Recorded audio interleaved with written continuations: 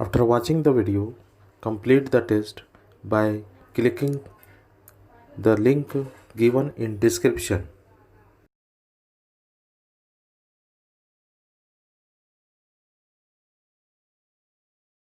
Dear viewers, please like and subscribe the channel and press the bell icon ताकि आने वाले तमाम videos आप तक पहुंच सके।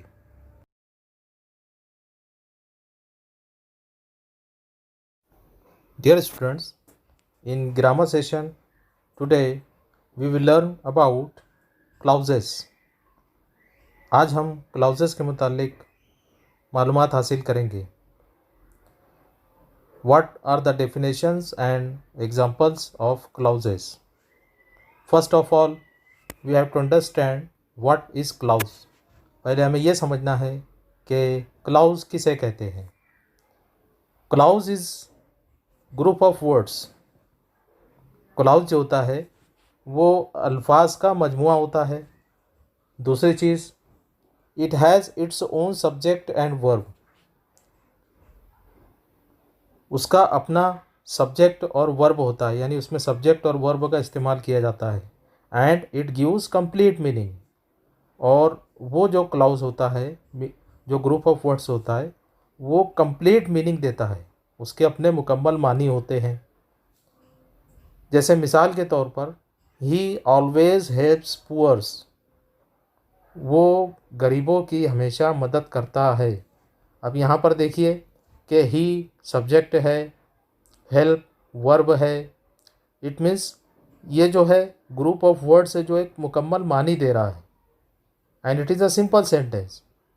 इसे हम कहेंगे क्लाउज। तो पहले ये याद रखिए कि क्लाउज जो होता है वो अल्फाज का मजमुआ होता है और वो अपने एक मानी देता है जिसमें सब्जेक्ट और वर्ब का इस्तेमाल होता है। जैसे कि यहाँ हम ये सेंटेंस देख रहे हैं, ही ऑलवेज हेल्प्स पुअर्स। इसमें सब्जेक्ट भी है और वर्ब भी है।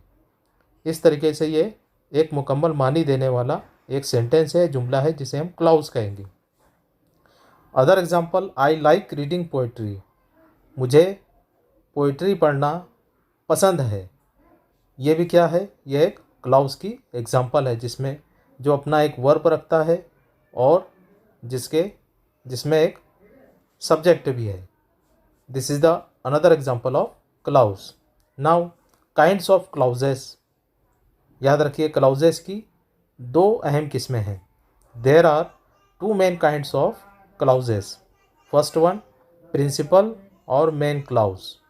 क्लाउज की जो दो किस्में, उसकी पहली किस्म है प्रिंसिपल या मेन क्लाउज उसे कहते हैं, और दूसरी है सबऑर्डिनेट क्लाउज। ये क्लाउज की दो किस्में हैं, प्रिंसिपल और मेन क्लाउज, और दूसरी का टाइप है subordinate clause. Now first one, principal और मेन क्लाउज। उसकी एग्जांपल है, आई सॉ अ बर्ड। मैंने एक परिंदा देखा। This is the example of principal और मेन क्लाउज। जैसे कि हमने देखा कि इसमें सब्जेक्ट भी है और वर्ब भी है, लेकिन अब उसको अगर हम डिटेल में डिफाइन करें तो प्रिंसिपल या मेन क्लाउज किसे कहते हैं? It's a complete simple sentence. ये जो होता है एक मुकम्मल सिंपल सेंटेंस, सादा जुमला होता है, मुकम्मल जुमला होता है। दूसरी चीज़, it is has its own subject and verb. इसका अपना सब्जेक्ट और वर्ब होता है। जैसे यहाँ पर हम देख रहे हैं सब्जेक्ट आई है और वर्ब सॉ है। एंड इट इज़ मीनिंगफुल, और ये पूरे मानी रखता है। जब हम कहते हैं आई सॉ अ बर्ड, मैंने एक परिंदा देखा, तो ये मुकम्मल मानी दे रहा है। And it doesn't depend on other clause. ये जो जुमला होता है ये मुकम्मल मानी दे रहा होता है, ये किसी दूसरे क्लाउज पर डिपेंड नहीं कर रहा है। अगर हम सिर्फ कहें आई सॉ अ बर्ड, तो ये जुमला यहाँ मुकम्मल हो जा रहा है। इसमें कोई और जुमला हमें ऐड करने की ज़रूरत नहीं है इसके मानी को मुकम्मल करने की। यानी ये एक मुकम्मल मानी रखने वाला जुमला है, इसीलिए इसे डिपेंडेंट क्लॉज भी कहते हैं। It is called dependent clause, जो अपने आप पर डिपेंड कर रहा है, मुनहसिर है। इसे किसी दूसरे क्लॉज की ज़रूरत नहीं है अपने मानी को मुकम्मल करने के लिए। नाउ एग्जाम्पल्स ऑफ प्रिंसिपल और मेन क्लॉज, जैसे यू मे सिट हियर, आप यहाँ बैठ सकते हैं। आई वॉच्ड द मूवी, मैंने मूवी देखी। And I used to read story books, मैं कहानी की किताबें पढ़ा करता था। These are the examples of principal और मेन क्लाउज। आप इसमें देखेंगे कि ये तीनों जो जुमले हैं ये अपने मुकम्मल मानी रख रहे हैं, किसी अदर क्लाउज पर डिपेंड नहीं है। So these are the examples of principal clause. Now second one, subordinate clause. I saw a bird which was very beautiful. यहाँ एक एग्जाम्पल दी हुई है। अब हमने देखा था I saw a bird, it is a main clause, this part is main clause, and which was very beautiful, this is called subordinate clause. अब subordinate clause क्या होता है? It's an incomplete sentence. जब हम कहते हैं विच वॉज वेरी ब्यूटीफुल, जो कि बहुत खूबसूरत था, अगर हम सिर्फ इस जुमले को देखें तो ये जुमला अपने मुकम्मल मानी नहीं रख रहा है। ये जुमला डिपेंड कर रहा है पहले जुमले पर। जब हम कहते हैं आई सॉ अ बर्ड, मैंने एक परिंदा देखा, विच वॉज वेरी ब्यूटीफुल, जो कि बहुत खूबसूरत था, जो कि बहुत खूबसूरत था, जब हम ये कहते हैं तो ये अपने मुकम्मल मानी नहीं दे रहा है, इसीलिए इसे कहेंगे सबऑर्डिनेट क्लॉज, जो कि डिपेंड कर रहा है मेन क्लॉज पर। आई सॉ अ बर्ड, मैंने एक परिंदा देखा, इस पार्ट पर जुमले का ये पार्ट डिपेंड कर रहा है।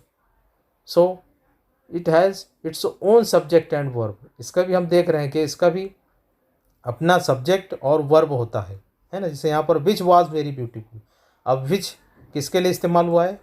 बर्ड के लिए, परिंदे के लिए। Next, it doesn't have complete meaning, जैसे आपको बताया गया है कि ये मुकम्मल मानी नहीं रख रहा है। विच वॉज वेरी ब्यूटीफुल, जो कि बहुत खूबसूरत था। अब जो कि खूबसूरत है यानी क्या खूबसूरत था? जब हम उसमें ऐड करेंगे I saw a bird which was very beautiful, तभी वो मुकम्मल मानी देगा। And it depends on other clause, ये जो हिस्सा है वो पहले हिस्से पर डिपेंड कर रहा है। तो इस जुमले के दो पार्ट हैं, पहला पार्ट मेन क्लाउज, दूसरा part subordinate clause. Understand? Now it is also called dependent clause, इसको डिपेंडेंट क्लाउज भी कहते हैं। क्यों कहते हैं? क्योंकि ये मेन क्लाउज पर डिपेंड कर रहा है, इसीलिए उसे डिपेंडेंट क्लाउज भी कहते हैं। Now examples of subordinate clause, you may sit, ये हो गया main clause. Wherever you like, जहाँ आप चाहते हैं, आप बैठ सकते हैं जहाँ आप चाहें। अब wherever you like, this is subordinate clause. इसी तरीके से I watched the movie, this is main clause. Which was full of adventure, जो कि एडवेंचर से भरी हुई थी। Which was full of adventure, subordinate clause. I used to read story books, मैं कहानी की किताबें पढ़ा करता। व्हेन आई वॉज टीनेजर, जब मैं टीनेजर था। अब यहाँ पर भी when I was teenager, this is subordinate clause. So this are the two parts of every three sentences. पहला जो है मेन क्लाउज, दूसरा जो है वो सबऑर्डिनेट क्लाउज। कभी कभी यूँ भी हो सकता है कि सबऑर्डिनेट क्लाउज पहले आए और मेन क्लाउज बाद में भी आ सकता है।